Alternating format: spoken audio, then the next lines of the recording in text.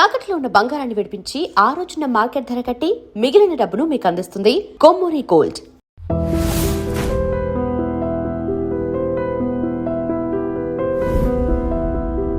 Hats off ఏంటి తెలుసా జీవిత గారు, ఒక మనిషిని అంత అమితంగా ప్రేమించినప్పుడు ఏదో ప్రేమలో స్వార్థం ఉండకూడదు, స్వేచ్ఛ ఉండాలి అంటారు కానీ ఆ టైంలో మీరు ఎంత పెయిన్ పడి ఉంటారండి. అంటే ఈ మనిషి బికాస్ పెళ్ళయ్యాక వాళ్ళు ఎంత ట్రై చేసినా డైవర్ట్ అయిపోవచ్చు, డిస్ట్రాక్ట్ అయిపోవచ్చు, నుంచి దూరం అయిపోవచ్చు. ఎంత స్ట్రాంగ్ గా ఉంటే మీరు అలా. అంతే.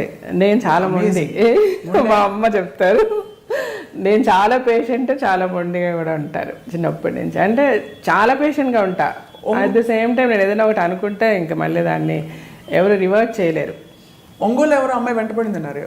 అవును, ఒంగోలు షూట్ అప్పుడు నవభారతం అనే మూవీ షూటింగ్కి వెళ్ళామన్నమాట. పక్క పక్కన రూమ్స్ మా ఇద్దరివి. సడన్గా ఆయన షూట్ అయిపోయింది, నేను నా రూమ్కి వెళ్ళాను, ఆయన రూమ్కి వెళ్ళాను, మళ్ళీ ఫుట్బాల్లో వెనక్కి రిటర్న్ వచ్చి నా రూమ్కి వచ్చాను. అయ్యో జీవితం, నా రూమ్లో ఎవరో ఒక అమ్మాయి ఉంది, ఏంటి ఏమైందంటే ఎవరో ఫ్యాన్ అంట, వీడే మేకప్ మేనేమో చూడ్డానికి వచ్చాను, మీరు రూమ్లో వెయిట్ చేయండి సార్, మేడం సార్ వస్తారని చెప్పాడంట. ఆ అమ్మాయి ఏమో వెళ్ళనంటుంది అని అంటే అప్పుడు మళ్ళీ నేనే వెళ్ళి పంపించాను అమ్మాయిని. అట్లా.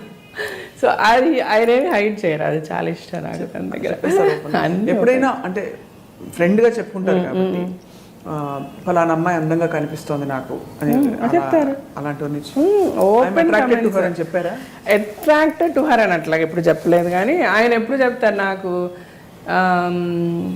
చాలామంది అందంగా కనబడతారు, చాలామంది సెక్సీగా కనబడతారు, చాలామంది అట్రాక్టివ్గా కనబడతారు, but I'm never attracted towards anybody. ఏదో పర్మనెంట్గా నేను వెళ్ళిపోయి అమ్మాయి నాకు కావాలన్నప్పుడు అన్నట్టు నేను ఎవరిని చూసి అట్రాక్ట్ కాలేదని చెప్తారు. టెంపరీగా ఆఫ్ కోర్స్ ఎనీ మెన్ ఉండేది, నేను ఎక్సెప్షన్ అని చెప్పను ఎవరిని. అంటే ఫ్రాంక్గా దేర్ ఇస్ నో శ్రీరామచంద్రుడు అమాంగ్ మెన్ అని నేను చాలా ధైర్యంగా ఎంత పెద్ద డిస్కషన్ పెట్టినా నేను ఫాలో చేసి నేను పార్టిసిపేట్ చేసి మాట్లాడగలను. బికాజ్ ఇది ఇంటింటి రామాయణం అంతే. బట్ అందరికి మీకున్నంత కాన్ఫిడెన్స్, మీకున్నంత ఇది ఉండదు. అందులోనే మెయిన్ ప్రాబ్లమ్స్ వచ్చేది. ఇప్పుడు నేను చేసే షోస్లో కూడా అదే చెప్తా, షోలో కూడా మీరు స్ట్రాంగ్గా బిలీవ్ చేసి వదిలేసిన రోజు వాళ్ళు ఎటు వెళ్ళరు మెన్. మీరు ప్రాక్టికల్ లెవెల్లో మాట్లాడితే మీరు ఇచ్చే సలహా ఎక్కడ పోతావు పో అని వదిలేయాలా? అంతే. పోతావు పో, ఎంత దూరం పోతావు అంతే. వే విల్ యూ కమ్ అంటే as long as a wife మీ సెల్ఫ్ రెస్పెక్ట్ని కాపాడేంత వరకు. ఇంకొక అమ్మాయితో ఒక భర్త వెళ్తే ఎలా అంటే ఎలా డీల్ చేస్తారు సోషల్ సిచ్యువేషన్స్? అంటే ఇంకొక అమ్మాయితో పబ్లిక్గా ఒకడు వెళ్ళేసి తిరిగేసి ఒక ఈ అమ్మాయి నేను ఉంచుకున్నాను, లేకపోతే ఈ అమ్మాయితో నాకు ఎఫ్ఐఆర్ ఉందని పబ్లిక్గా ఏ మగవాడు చేసినా వాడితో ఉండాల్సిన అవసరం లేదు కదా, out. But any person out of లేకపోతే వాళ్ళ లస్ట్ అవనివ్వండి, లేకపోతే అవుట్ ఆఫ్ అట్రాక్షన్ అవనివ్వండి, నీకు తెలియకుండా నీ దగ్గర సీక్రెసీ మెయింటైన్ చేసేసి వెళ్ళి ఏదో ఎఫ్ఐఆర్ పెట్టుకున్నాడు అని అంటే దాని గురించి నువ్వు పట్టించుకోవాల్సిన అవసరం లేదు. ఎందుకు సీక్రెసీ మెయింటైన్ చేశాడు నీకు తెలియకూడదని, because he loves you rather. At the same time ఇప్పుడు మనం ఒకే హోటల్లో అయితే వెళ్ళి భోజనం చేయట్లేదు కదా. So maybe like he's like ఒకే క్లోత్స్ అయితే వేసుకోవట్లేదు కదా, maybe just for his fun he's going somewhere. అది నీకు హైడ్ చేసి వెళ్ళాడు నీ దగ్గర నుంచి, నీకు తర్వాత ఏదో తెలిసింది, నువ్వు దాని గురించి పెద్ద ఇష్యూ చెయ్యొద్దు, వదిలేసే దాని గురించి. Don't leave your family because he's trying to hide something from you so strongly. నా వైఫ్కి తెలియద్దు అని ఏదన్నా ఏదో ఎక్కడికో బయటకు వెళ్ళేసాడో వచ్చేసాడో అని అనుకుంటే దాని గురించి పెట్టద్దు. You don't make a scene. But at the same time he's cheating on you, he's maintain. ఇంకొక పెళ్లి చేసుకున్నాడో లేకపోతే ఇంకొక ఫ్యామిలీని పెట్టాడో, నిన్ను వదిలేసాడు, నేను పట్టించుకోవట్లేదు, నీ పిల్లల్ని పట్టించుకోవట్లేదు, నిన్ను రోడ్డు మీదకి తీసుకొచ్చేసాడంటే అలాంటి వాడితో ఉండాల్సిన అవసరం లేదు. దాని గురించి డిస్కషనే వద్దు. ఇప్పుడు అంటే ఇప్పుడు సమానత్వం గురించి మాట్లాడతామండి మన సొసైటీలో. అదే భార్య చేస్తే భర్త తట్టుకుంటాడా? అదే నేను అడిగాను, చాలా షోస్లో అడిగాను. తట్టుకుంటాడు, తట్టుకోవాలి. నువ్వు చేసినప్పుడు నువ్వు భార్యను అడిగావు. అందులో నా దగ్గర అలాంటి కేసులు కూడా వస్తాయి. నా పెళ్ళాం వాడితో మాట్లాడింది, నువ్వు ఇష్టం వచ్చినట్టు తిరుగుతావు, నీ పెళ్ళాం మాట్లాడితే తప్ప. సో సమానత్వం ఉండాలి కదా. నువ్వేం చేసావు, నీ పెళ్ళాం చేసినప్పుడు నీ పెళ్ళాం ఏంటి క్షమించాలి అని నువ్వు అనుకుంటున్నప్పుడు నువ్వు నీ వైఫ్ని క్షమించాలి. తప్పేంటి? ఏం తేడా ఉంది నీకు నీ పెళ్ళానికి? ఇవాళ రేపు నువ్వు పనిచేస్తే ఇంతకుముందన్నా అట్లీస్ట్ మగాడు బయటకు వెళ్ళాడు, పనిచేశాడు, సంపాదించాడు, తీసుకొచ్చాడు అనేవాళ్ళు. కానీ సంపాదించి తీసుకురావడం ఎంత పెద్ద పనో ఇంట్లో ఉండి ఫ్యామిలీ మెయింటైన్ చేయడం అంతకంటే పెద్ద పని అన్నది మీకు అర్థం కాలేదు. సరే వదిలేద్దాం, అది మీ గొప్పతనం, మీరు సంపాదించారు అనుకుంటే ఈరోజు ఆడవాళ్ళు కూడా ఈక్వల్గా సంపాదిస్తున్నారు. కాబట్టి 210% అందరూ ఏదో వదిలేసని తిరగాలని కాదు, అసలు అలా జరిగిపోతే ఎలా డీల్ చేయాలో ఇది మీ సలహా. నా సలహా 210%. నేను అంటాను, నువ్వు మొగుడుగా నువ్వు నీ భార్య నిన్ను అర్థం చేసుకోవాలని నువ్వు ఎంత అనుకుంటున్నావో నువ్వు భర్తగా నీ భార్యను అంతే అర్థం చేసుకోవాలి. తను నిన్ను బిలీవ్ చేయాలని నువ్వు ఎంత అనుకుంటున్నావు నువ్వు తను అంతే బిలీవ్ చేయాలి. ఎవరితోనో బైక్లో కనబడిందంటే వదిలేసా, లేకపోతే ఎవరితోనో ఎవడో ఫోన్ చేశాడంటే వదిలేసా. ఏంటి తప్పు ఫోన్ చేస్తే మాట్లాడితే? నువ్వెవరితో మాట్లాడలేదా, నువ్వెవరితో ఫోన్లతో మాట్లాడలేదా, ఎవరికి లిఫ్ట్లు ఇవ్వలేదా?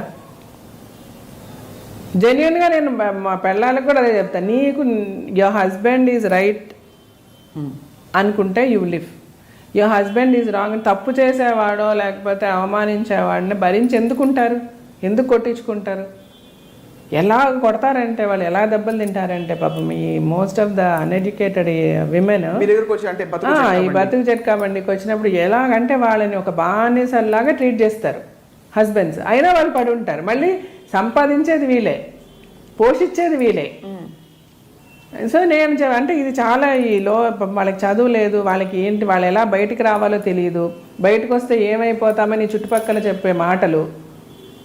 నేను అందుకని ఆయన లాయర్తో కూర్చోబెట్టుకుంటా, సైకాట్రిస్ట్ని పెట్టుకుంటా, వాళ్ళకి లీగల్గా ఏమేమి దారులు ఉన్నాయో అన్నీ చెప్తా, ఎలా ఫైట్ చేయొచ్చో చెప్తాను, ఎలాగ వాళ్ళని మీకు న్యాయం.